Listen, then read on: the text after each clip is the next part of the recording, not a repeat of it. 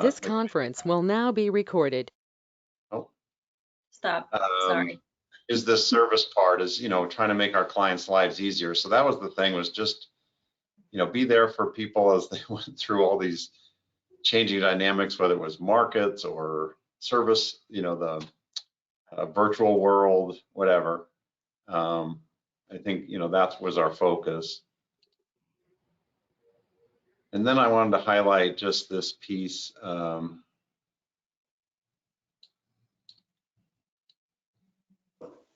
So this is our more internal focused, we call it the guiding spirit. It's on everyone's desk, but was developed years ago to kind of create the purpose of why are we here? What are we doing every day? We do all these tasky things, but kind of live with and do our business with a real purpose.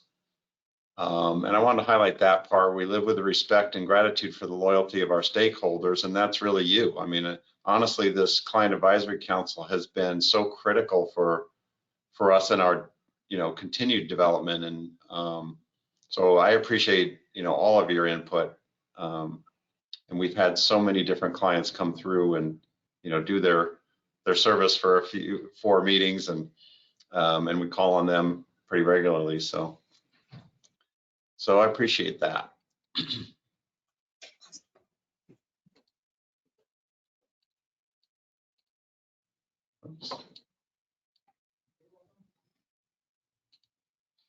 Oops, I lost my agenda.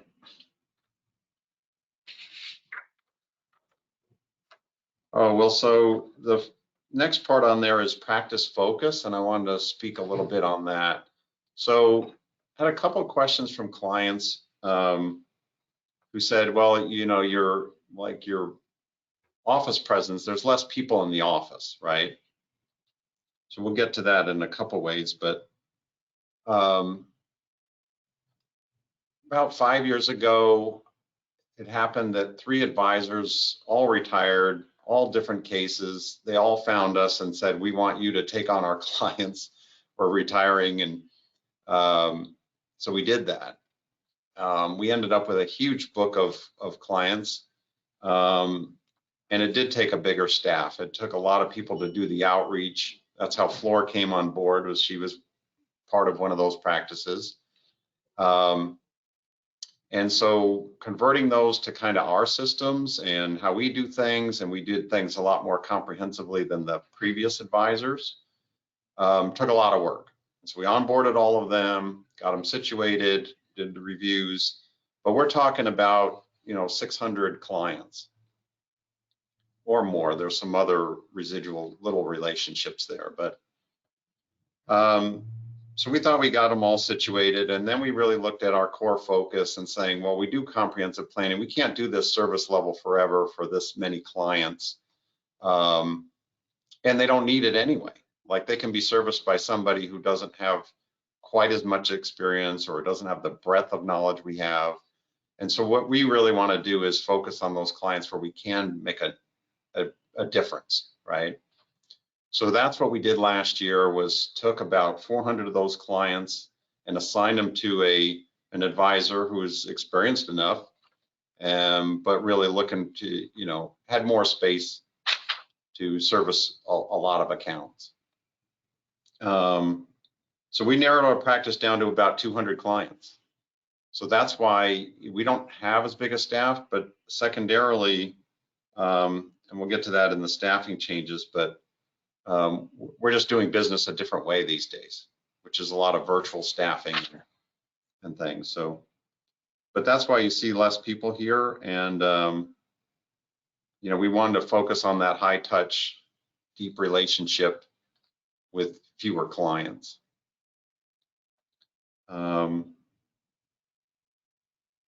So any comments around that? Does anybody, any comments around it at all? No, and you're the amongst those that are staying. So. Okay, well, that's a relief to hear. Well, I think it's always helpful to define the level of service and and actually, quote, live it. In other words, if you're promoting quality service and you meet to that capacity, I think that's living to your philosophy. So I think that's a great decision. Appreciate that. Because that's, Along with that is kind of a, I guess, a transition, status. I mean, currently, let's say you have 200 people now. I mean, obviously, you're not going to be doing this for the next 50 years. And I'm not sure I'll be around for the next 50 years, but I'd love to be, but I don't think I will be. So I guess in there also is, if we're focusing on, let's say, 200 clients, then, what will be the long-term plan for those, 200 clients down the road? so let me talk about that when we get to the staffing, but definitely something I'll address. And, Okay. but we have focused, and Shannon's been a big driver of this, is really documenting systems and processes and having all of that in place. So it's much more for when we hire somebody new, this is how we do things, right? This is exactly how it's done. And that's part of that, the wealth check form you've got is another way of saying, well, this is how we do reviews. This is the breadth of advice we give, right? Mm-hmm. So that somebody else can step in and do that too. So, but I'll address it more in depth when we get to the staffing changes, because I'll talk about the organizations and things that we're part of. Perfect. It aligns with your quote, you mentioned focused, and so there's a continuous alignment with the values and mission and that sort of thing. So it's consistency. Yeah, that's what we found is it's really hard to make those kinds of major changes, but when we go back to the core values, and then it's like, well, of course, that's what we're about. And there's a sacrifice in that, because you quote, you sacrifice money when you have volume, and so that's I think a good what do you want to say, example of character and living to your ethics. Especially in the midst of a pandemic and giving away business. Yeah. And I appreciate that. That means a lot from Dan. Dan's a leadership instructor, so he knows what he's talking about. So if he thinks we're doing it right, then good. Well, it's a true example of right corporate ethics. So good for you. Thank you. Let's see, what's next? Okay, so some questions around this kind of communications in the new normal. So, we've taken all the safety precautions here and have our standards for cleanliness and how people come in. We have this big plexiglass divider in the conference room if we need to meet. But we've done virtual for forever. I mean, I've got clients in more than half the states, and we used to have a bunch of foreign countries. But so we're used to virtual meetings. What's new is really making a default for local people, right? And we've been doing reviews that way for everybody this year. And occasionally somebody will have to come in, or a new client, new prospective client will want to see us. So we accommodate that. But the questions around this, quote unquote new normal, and get your opinions on how long do you think this kind of operation will last, given that vaccines are rolling out, maybe the numbers are declining in terms of COVID. How long do you think we would operate this way? I think that's the first question, is do you see it as a forever thing, or do you really have a impetus to get back to in-person meetings? How do you feel about that? Well, This is Joan. I personally prefer to be face to face with a person. It's just it's just me. I would prefer that. I'm not real familiar with Zoom. I don't particularly care for it. I understand, the need for it. And, I probably can't speak for long term because I feel, I just got my second COVID vaccine today and I've already had COVID. So I'll still take all the precautions, but I feel pretty safe. And I would feel safe, coming into the office, but I'm pretty well protected at this point. Yeah. And I want to offer a different perspective, right? I think part of the virtual world is the training that goes on both sides. As you mentioned before, you've been virtual for a long time in conducting business.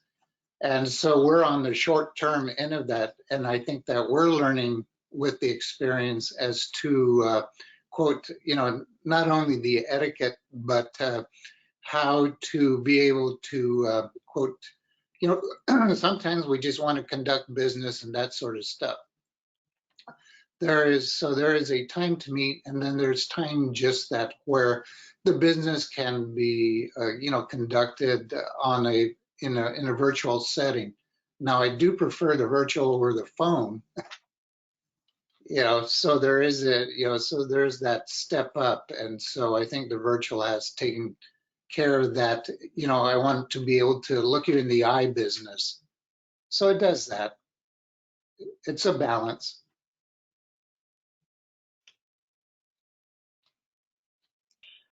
Well, from my perspective, I think, well, overall health-wise, as we look at everything that the health departments are saying, I think we're on the right track, and that people should be, according to what everybody says, vaccinated by summertime. This is like any virus or whatever. It's going to be around with us forever. I mean, it's not going to go away. It's going to be like, the flu or anything else that's out there. So I think we have to take that into somewhat account. That between now and maybe summertime-ish, things might still be somewhat virtual. But I agree with, was it Joan or Jane? I'm sorry, Joan? Joan. Sorry. That,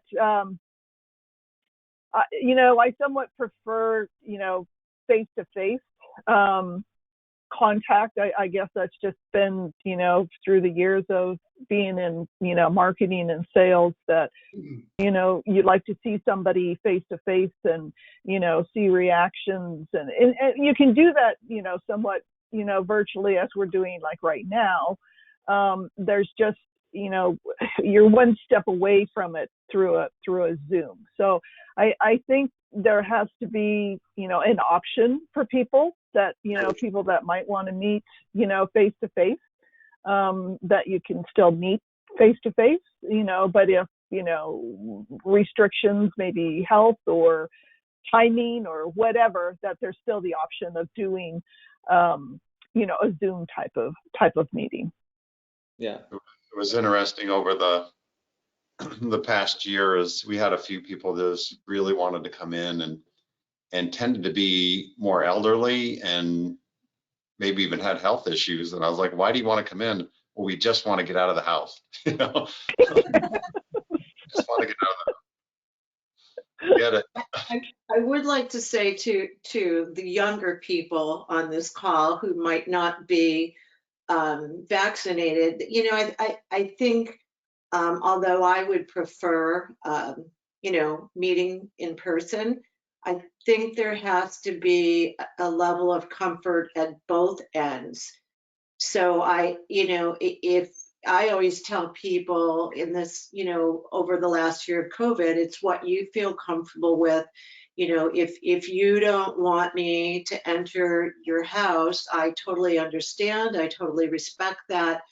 So, you know, hopefully, you know, if I had to rank them, I'd say for me, in person would be first, Zoom would be second, because I agree with Dan on that, and phone call would be the last resort.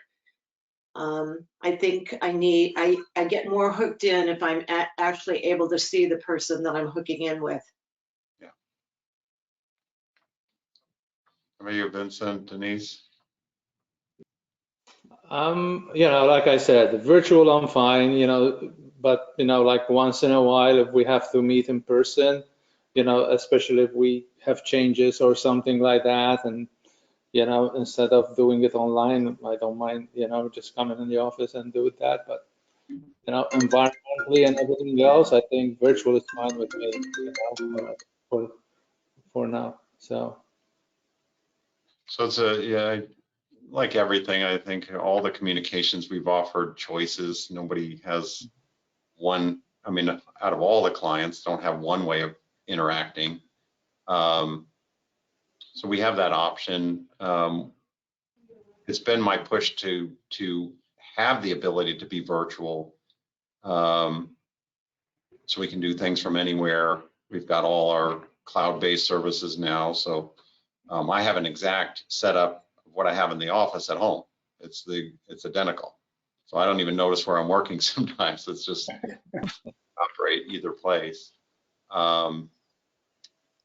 And even Shannon has allowed texting, but in a limited capacity. We have it, but it's again sort of a business decision as well. It's like, well, how many avenues of communications do we want? You know, we're trying to track so many places that information's coming in. So let's see.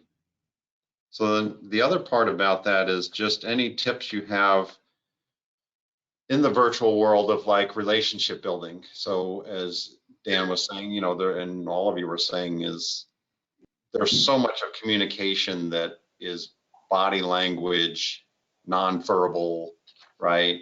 Not two-dimensional. And so we missed that part. So any tips on that? Is just like, as we're doing meetings with you, is there anything you know about the virtual world that like helps build relationships or not?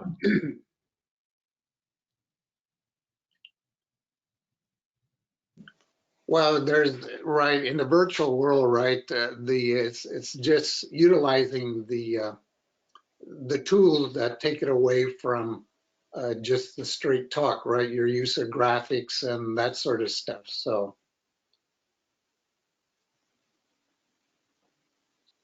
I think we just have to be really flexible when we're doing virtual. Technology isn't always going to cooperate, and we just all have to be extra flexible and try not to let that stress level get up there when things don't work, and have a workaround as well, a backup in case something's not going to work. So that Margaret so aptly demonstrated. Well, it happens to us all the time, right? Yeah.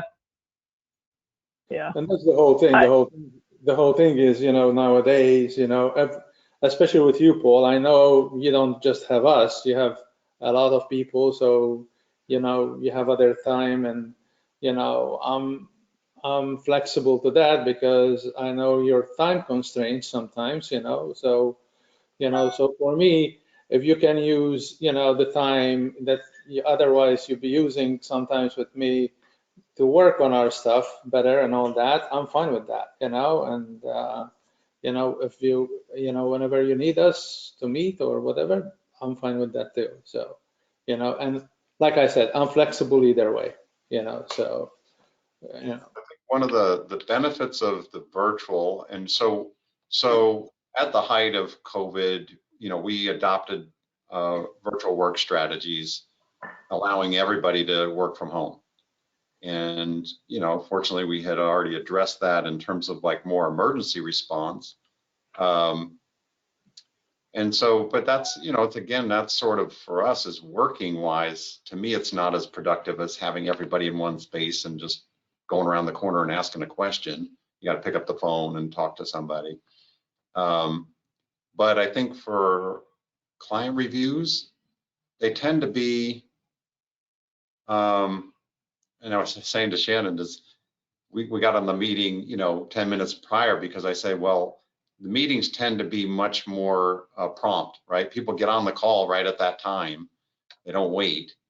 And of course, you don't have to drive to the office and back. And so I think that the meetings tend to be shorter, more condensed, focused.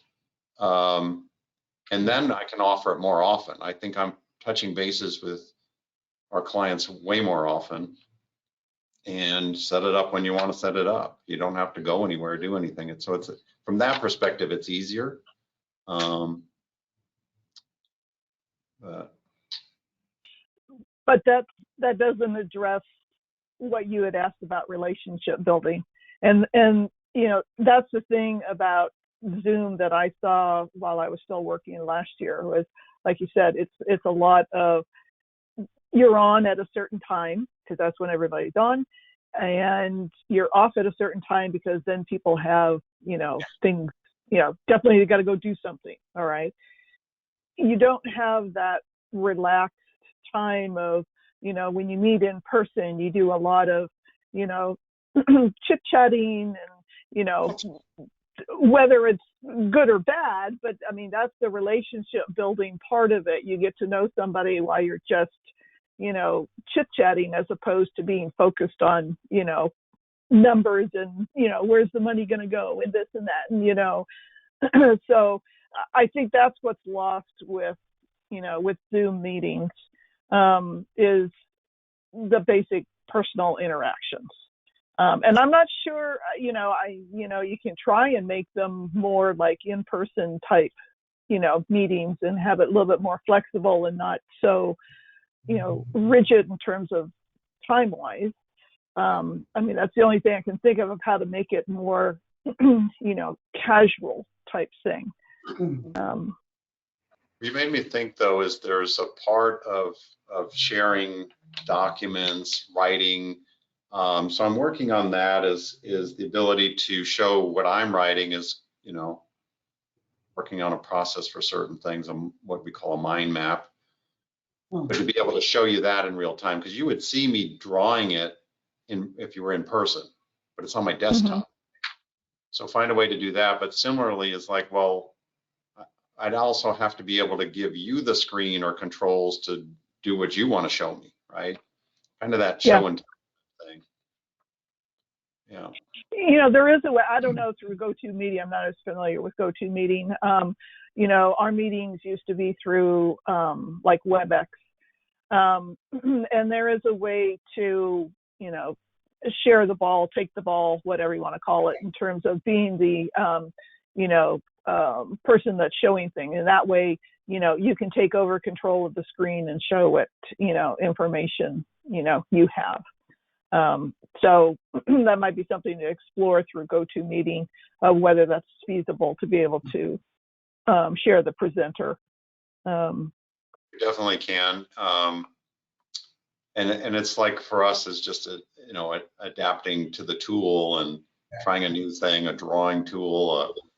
You know, for me, it was just organizing information prior, so I don't have to go find it all in the tabs, and I can just go through, just like this presentation. I've got them all tabbed up here, so I can logically go through it. You know, not like shuffling papers. All right, let's see. So if you have it in front of you, that wealth check form, I just wanted to go through that.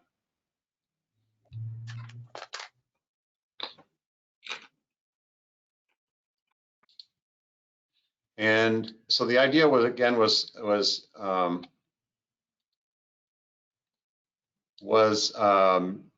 of documenting most of the questions we would ask in a, you know, a checkup. So this, we have our wealth path. We do as a kind of a quick assessment of various things when somebody joins us. And then we'll have our annual reviews. But I don't think we ask all of these questions at a review. We kind of know you and adapt the questions. But I thought, well, if we just do a checklist and my tax advisor does the same thing, right? Have you done this, this, this, this, and this during? If you have, we need to talk about it. So it's meant to be a, you know, a quick checklist. So any feedback you had on, you know, first review of it in terms of the length, the level of questions, whether it's useful or not, just kind of an open discussion of what you think about it. I think it's very useful. It's kind of a reminder for me, you know, kind of to go over it, and in case, you know, because, you know, sometimes you're in a meeting and then after the meeting you say, oh, I should have, you know, talked about this and about that, and I forgot to do, you know, to say this or do that or whatever. So I think it's a great list. It touched pretty much, you know, everything, you know, that, you know, I think we should, you know, be discussing, you know, and all that. So, you know, I see it, that's, you know, it's like a good review kind of, you know, like, you know, a day or two before a meeting, you know, that we have with you, you know, and stuff like that, just to make sure we have everything that we need, you know. So when we meet, we don't have to come back and just say, I forgot to mention this, or, you know, do that or whatever. So. Well, and I think there's similarly for you to prep is like, because I always ask, you know, what do you want to talk about in this meeting? But we should ask you that prior so you can kind of formulate what you do want to talk about. And we know if there's some preparation, and we'll have it ready.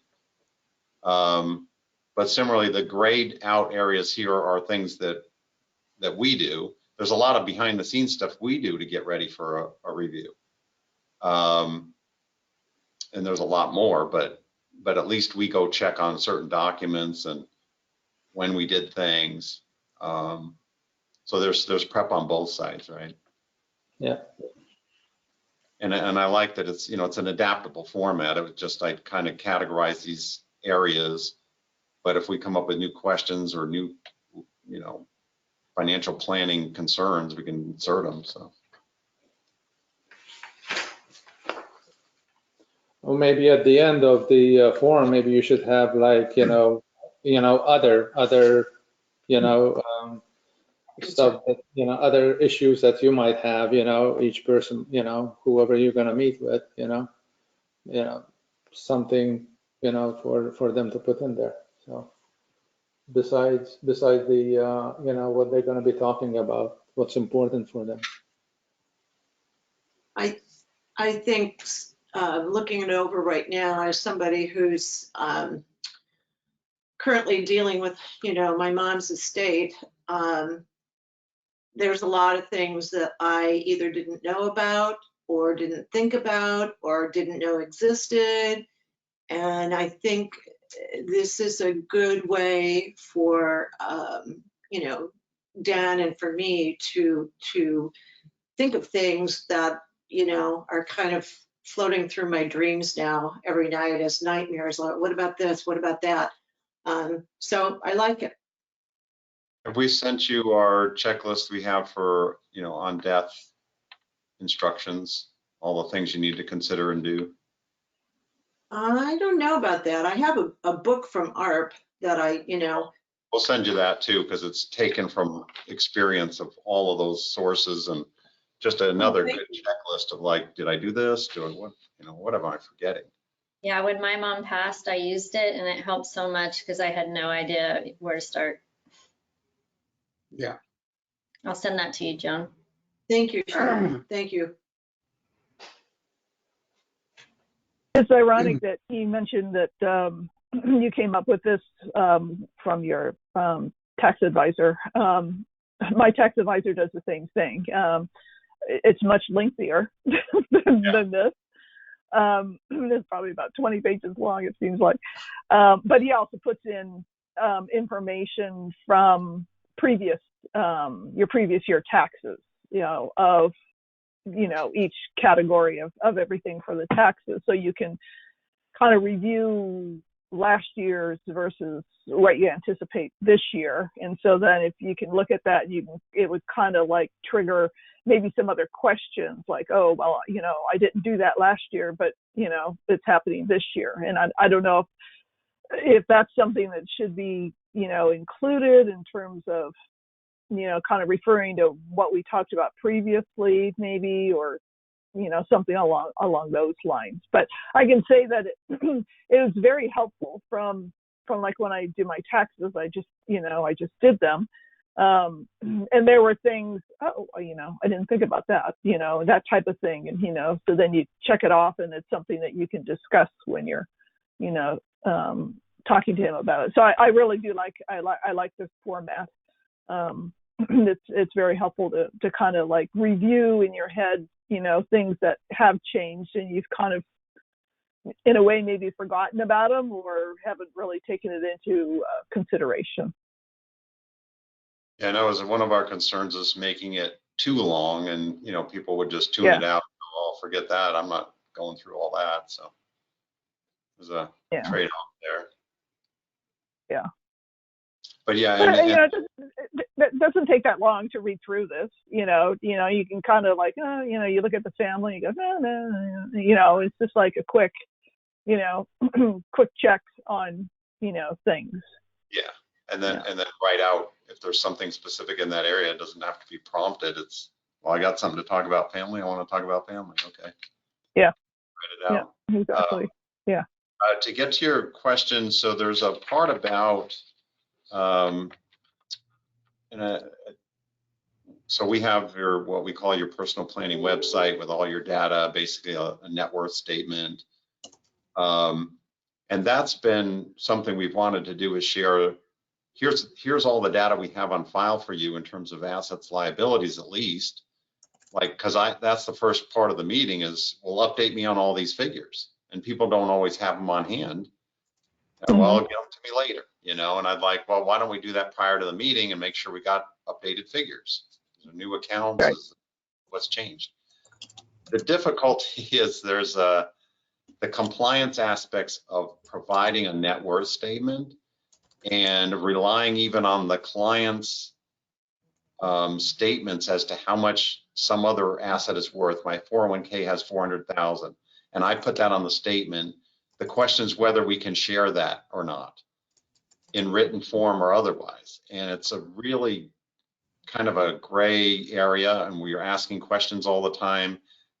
So we try to do it in person without having it in writing and you know, cross these compliance lines potentially could be trouble for us. So that's the difficulty. If we can get a real clarity on it, that's my preference, is to give you that data. It's your data. You can see it live online anyway, but let me print it out and put it in a document to you so you can look at it. So, but we just don't have a great answer on that yet. Well, maybe just a reminder. You know, I'm not sure as I was looking through that whether it's in there or not, but just you know, be prepared to share any changes in your investments or something like that. You know, it's a great prompt. I should put the question on here. Do you access, and when have you accessed your personal planning website to even know if people are looking at it? I can see, if I go into the software, I can see when the last time you logged in, but it'd be a good prompt for you to say, oh, I've never looked at that, or, or I look at it daily. I'd like to know what your experience is. So that's a good one. Right. Are you able to put on the link to the website? Yeah. It's already in the in our website. There's a link to it in there. Right, but I mean actually on the form. Right from here, I don't know, Shannon, you have that technically an embedded link. Sorry, I myself. Yes, we can put a live link into the form. Absolutely. Yeah, and that would be part of the reminder. Yeah, that'd be great.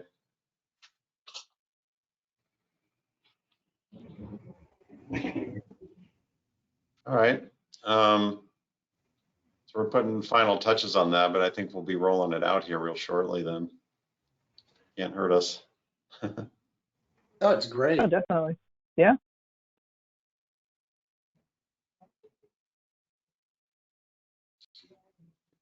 What's next? Let's see. Okay, so let's get to kind of staffing, business, like how are we doing things? So we have utilized virtual staff, and we have a new person coming on board, Kristen, is it Stone? Mhm.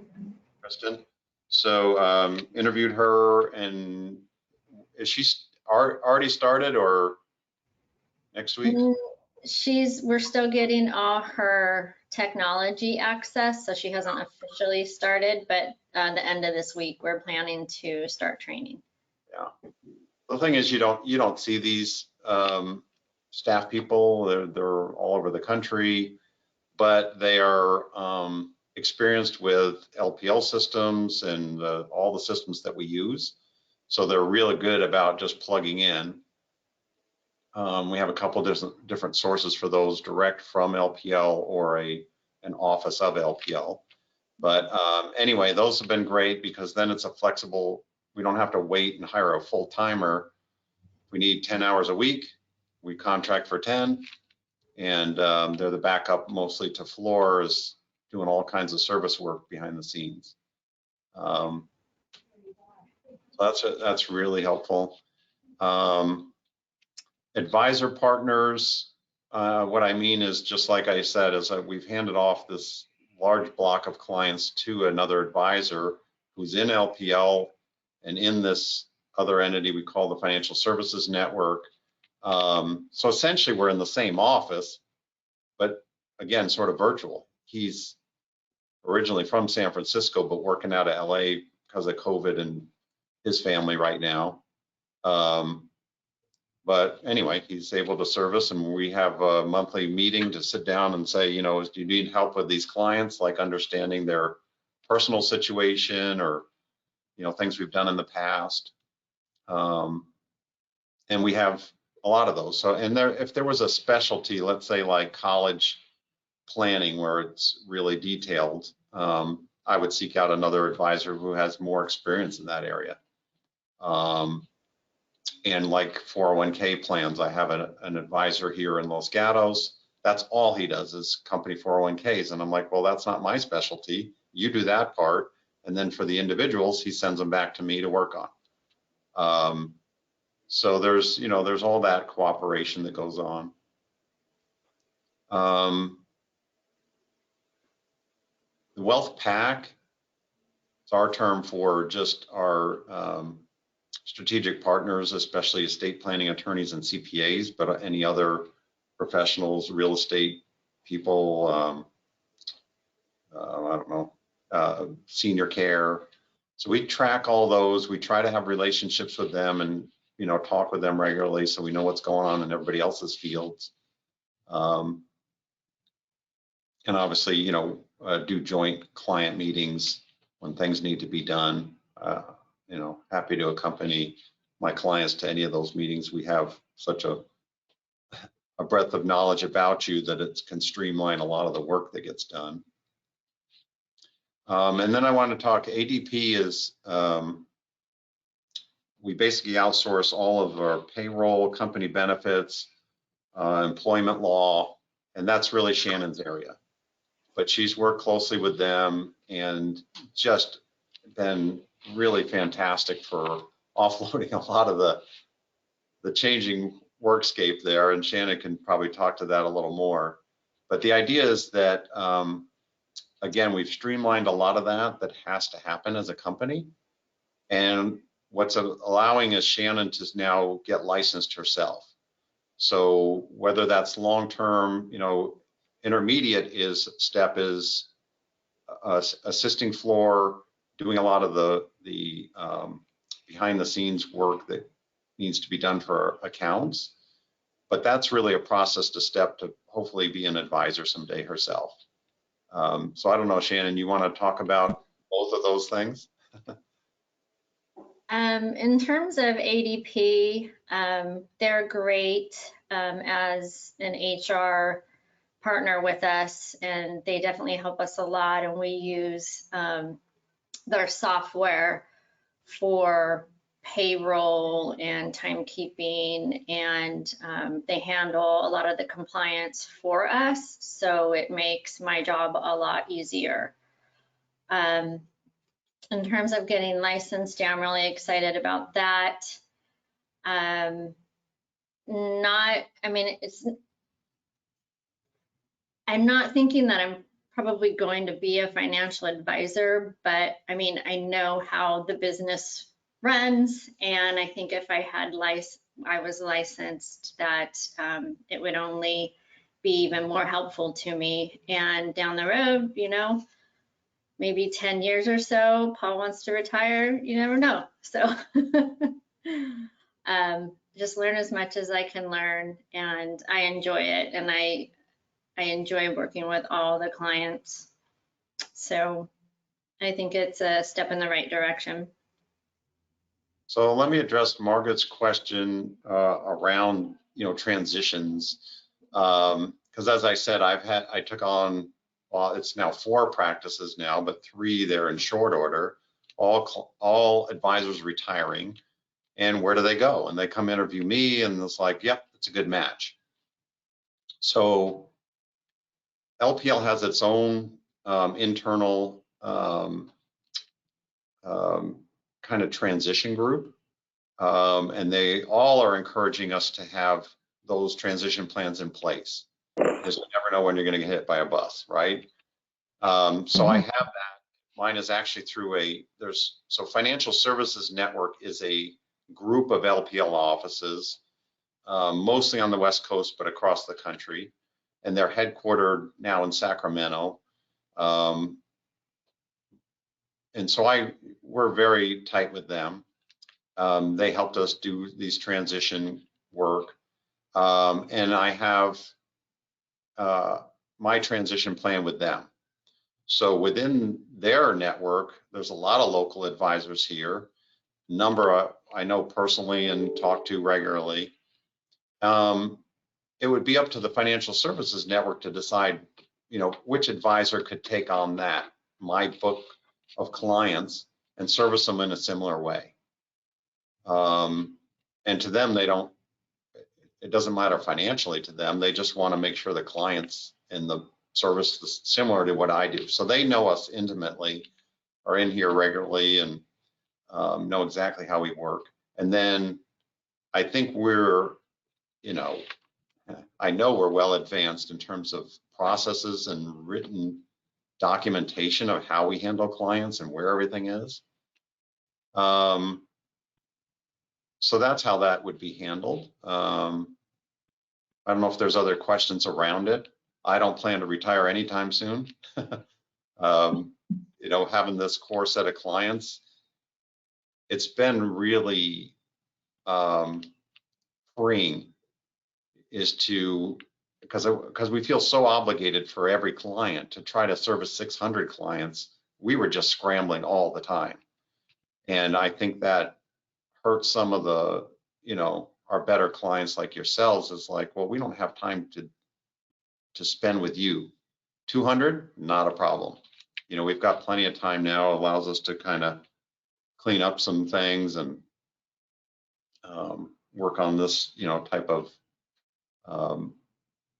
document that we just showed, you know, streamline things even more. So any questions around that kind of future transition or how things work, or that answer your question, Margaret? Yeah, no, I didn't know if it was internal in terms of transition, internal being within your own office type thing, if you had a succession plan within the office. But it sounds more like within the larger umbrella of LPL. You know, so if that's the case, then, you know, obviously there's, you know, one could make their own choice as well. Yeah. You know, of Always. You know, what they wanted to do. Yeah. Okay. Yeah, if it doesn't fit, it doesn't fit, but Yeah. But yeah, there's been a lot of advisors wanting to join our office over time too, and And I've had a number of advisors come and go, and one moved to the East Coast. We're still in good relations, and he's handed off clients to me that are local here that did want a local person to come see. So we interact that way. But I have turned away quite a number that just don't have the same, values system that we have, right? If they're product oriented, if they think they got some special thing that's going to make you rich, it's like, no, I don't think so, or we only do annuities. And I'm like, okay, fine. We're very comprehensive. So, yeah. So that's what the, same as the network would do or LPL would do, is look for people that they know work just like we do. Yeah. All right. Trusted contacts. Hopefully all of you have seen this form by now. This has been so well received, better than I thought. Because and I think you probably all know, I've had a business that was started to combat identity theft and put a lot of effort into that. The company just didn't get launched. We didn't get our venture capital money, but that was years ago. But I've maintained that commitment to fighting these types of frauds, and have shut down some major situations for clients. And so I came at it from that standpoint, and then eventually LPL and really the whole industry realized, like, we need to protect people from fraud. So that was LPL's form is designed to have a secondary contact in case we need to call on them specifically for those LPL accounts. But we treat it more comprehensively and say, well, it's also sort of a relationship thing. If I don't hear from you, if I'm wondering whether you're not making good decisions, who else can I call and check on, right? And so when I describe it that way, everybody's been, oh, that's great. I really want that. So we've taken on multiple names, and we will have a session on it sometime in the fall. Shannon will talk about events later, but that idea is just to spread that out. So I don't know what else I wanted to really highlight on that, but you're all familiar with it, what it does? Yeah. Yeah. Yeah. Okay. So that's good, because I'm just really, I think, our entire staff has gotten that word out, and like I said, it's been really well received. So I think what it's done is we just wanted a name on file, but it's actually enabled deeper relationships, both with you giving us these names, and then in some cases, some of those people have reached out to us and also said, oh, this is great. I feel good about, I can call you when mom's having trouble or whatever. So I think it's, it's kind of taken on that life of more distributed relationship or more deeper relationships. So.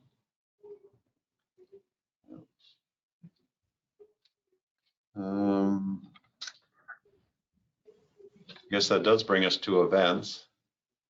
Okay. But before you leave, I just wanted to reinforce exactly what you were saying, that after sometimes we just don't know what happens to us, and having that trusted alternative person to go to just makes all the sense in the world, because right, finances get complex when we individually can't respond. Yeah. And so, thank you for providing that service. And you don't, it's one of those things, you don't miss it till you need it. Yeah. I think it's, it was something we were doing informally, and now it's like, well, we have the form. LPL, basically requires us to put it in front of every client. They don't have to do it. But I think when we give that broader context, everybody's like, oh yeah, we'll take that on.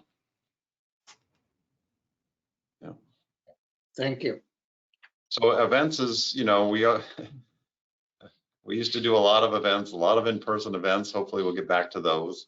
But doing the virtual ones and then coming up with more thematic things every quarter was our goal, and have a place, you know, for prospective clients to also come check us out, provide really solid information.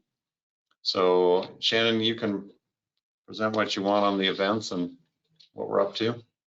For 2021, we have all of our webinars planned and in place, and our themes are by quarter. So the first one is investment planning, and most of you attended our Outlook in February.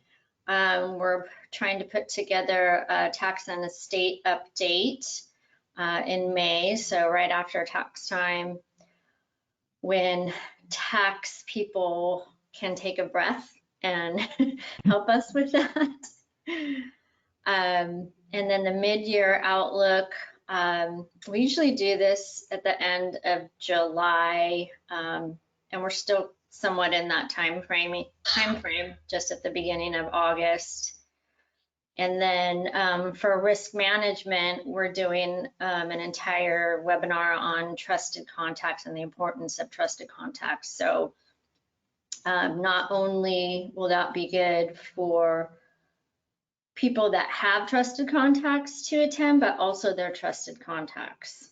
So you can. There's been a lot happening in that area. That's what we'll update is we're now mandated reporters for any type of fraud, right, which was true before. And I'll point out too, so those 4 topic areas, investment planning, tax estate, risk management, and goal setting, they were part of what we called our wealth guide process. So clients would contract with us to update these themes every quarter, and we charge for that service. And we, you know, get them organized, make sure stuff was in their personal planning website. We'd have a one-on-one meeting. And I like the, you know, what the whole reason that was developed was that financial planning in the past was develop a big financial plan with a bunch of action items and get that done, and then you're done. And of course, in real life, we're always, things are moving, we've got to update. And so that's why we developed that. A few people opted for it. We didn't have a big, you know, following for it. I think it tended to be, I would say, younger clientele that just wanted to, you know, work on things over time.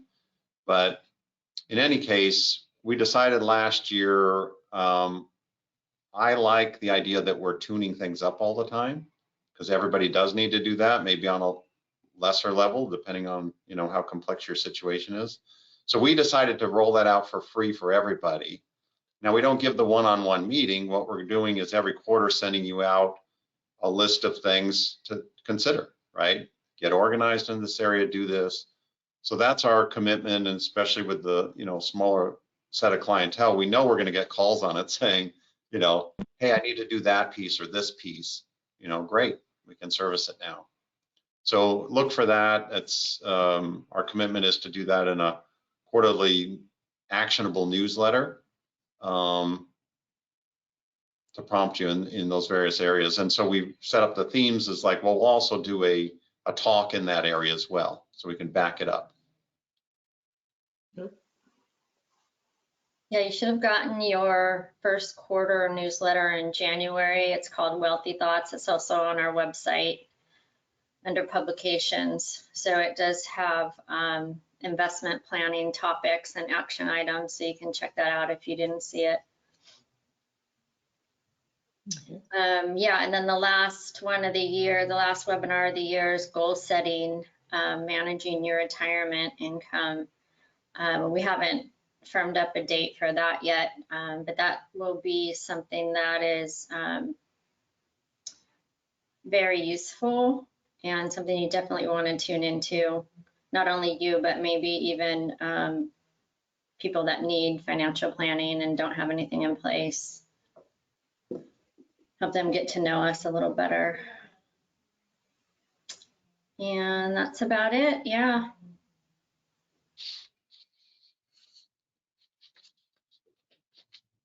Any questions on virtual events?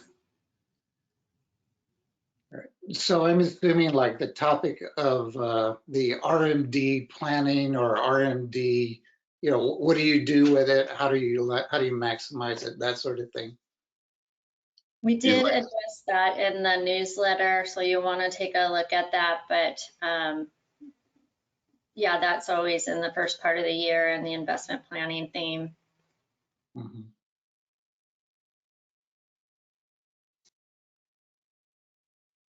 And I think that's part of the newsletter is to give, it's really hard to give sometimes general rules around law changes because, you know, you can say, well, it's age 72. Yeah, but there's then this, you know, but if then all these other caveats. Yeah. But to try to highlight some of those things that, yeah, should be considered, you know, that there was a change. Things are different now.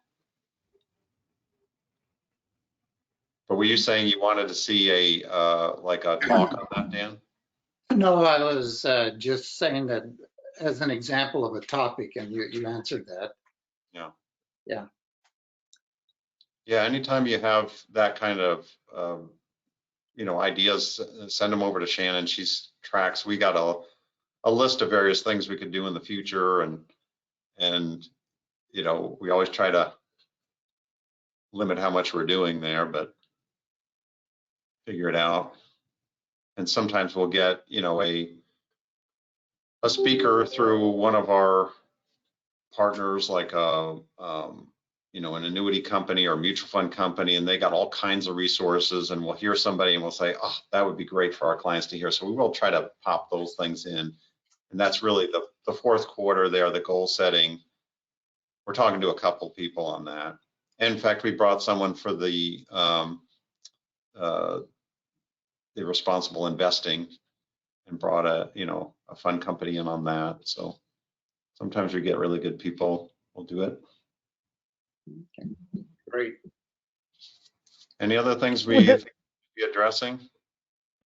I was just thinking, under the events part, is this an area or here or in the newsletter or whatever, where you can talk about, let's say, different vehicles for investment, you know, kind of let's say a tutorial, I guess, on different things. I mean, if people aren't familiar with, you know, what's a bond and what are different types of bonds, what's a mutual fund, what's an annuity, what's, you know, real estate investments, and maybe just kind of like a brief tutorial of all of them in case, either as a refresher or, you know, for people that might not be knowledgeable about the different types of investments. So that, you know, we've had this idea for several years, is to kind of have this tutorial library, not just on those financial topics, but also like, well, how do you navigate the website, or how do you read a statement, or, you know, but getting around to recording those, writing the scripts and actually recording those has been, hasn't happened yet. But I do like your idea, is to like at least have a place for people to go and say, well, when I mention a structured product, what are we talking about? Well, here's a document, or here's what I'm going to say about it, and then ask me more questions after that. But yeah, something, an introductory type of piece. Yeah.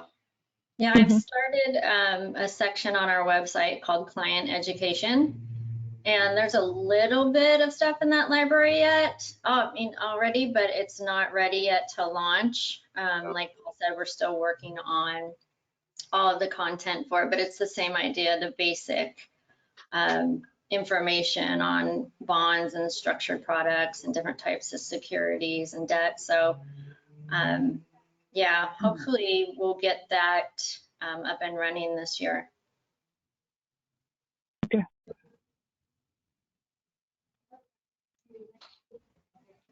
I second that idea. If Dan weren't around, I would be lost. But so I go back to the very first lecture I ever did was right here at the Campbell Senior Center 30 years ago. And so I, presented some sort of financial planning topic or retirement topic, and some of the women came up afterwards and said, that was great, but next time could you do it for women? And I was like, what's the difference between financial planning for women and men, right? And when I questioned them about it, was the terminology. We kind of throw things around and just assume what we're talking about. Stock, bond, Well, they didn't know. It's like, well, tell us from the ground up, like, what are you talking about? So that's where I kind of went from there. And then, first name of my company was Financial Educators Group, because I came at it from like, well, what do you need to know? I don't know what you know. I'm not going to assume anything, right? You need information. I just had a client in yesterday, and that was the thing, was like, you want to know information on this topic? I've got all kinds of books and resources. Let me give it to you, But if we take the time to kind of organize that library, and just like we did with the checklist, is like, well, I know a lot of the questions you're going to ask, or most people ask. We should build that out, so I don't have to wait and do that a la carte. Yeah. It's like, And yep. as an analogy, I was thinking of the Pinterest of investing. I don't know Pinterest, Ralph. Interesting. That actually gives me an idea, though. Maybe I'll give for the client education site, there's a password to get into it. So maybe I'll give it to this group of people as a test. And when it gets to a point, you guys can go in there and kind of check it out and give me feedback on what's in there and what you'd like to see.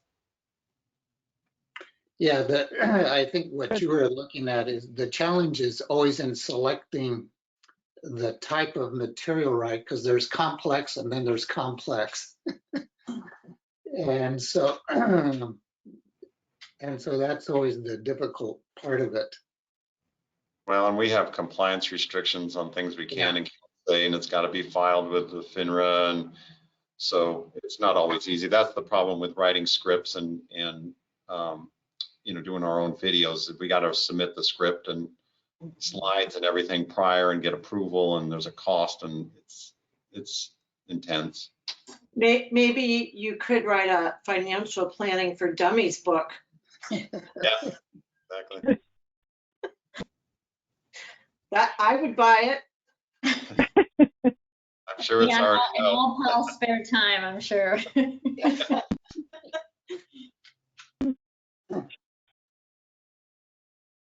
Well, real good. I appreciate everybody's input. As usual, we'll follow up. Shannon and I do a debrief and work on the things we heard. So. Yes, thank you. Thank you all for participating.